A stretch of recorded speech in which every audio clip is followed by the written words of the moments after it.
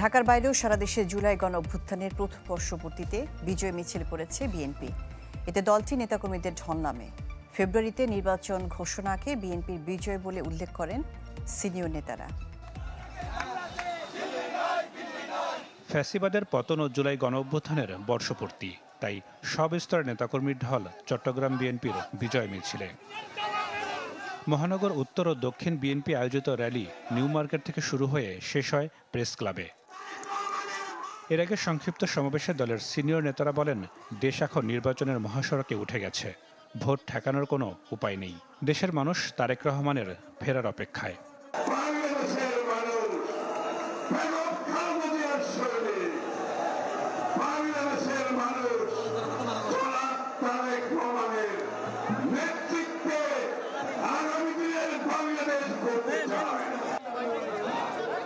জুলাই অভ্যুত্থানের বর্ষপূর্তির আয়োজন ছিল সিলেটেও। বিজয় মিছিলে যোগ দেন জেলা ও মহানগরের নেতাকর্মীরা। কয়েকটি সড়ক ঘুরে শেষ হয় নগরীর কোর্ট পয়েন্টে গিয়ে। ফেব্রুয়ারিতে নির্বাচন ঘোষণাকে বিএনপির বিজয় বলে মন্তব্য করেন দলটির স্থায়ী কমিটির সদস্য আব্দুল মঈন খান।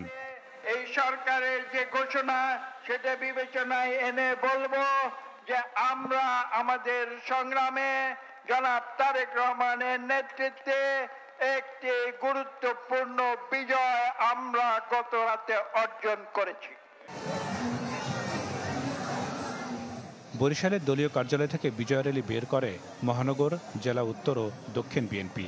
একই কর্মসূচি পালিত হয় রংপুর ও রাজশাহীতে। আমাদের প্রত্যাশা একটাই, সেটা হলো জনগণের মৌলিক অধিকার, ভোট দেওয়ার অধিকার ফিরিয়ে দেওয়া।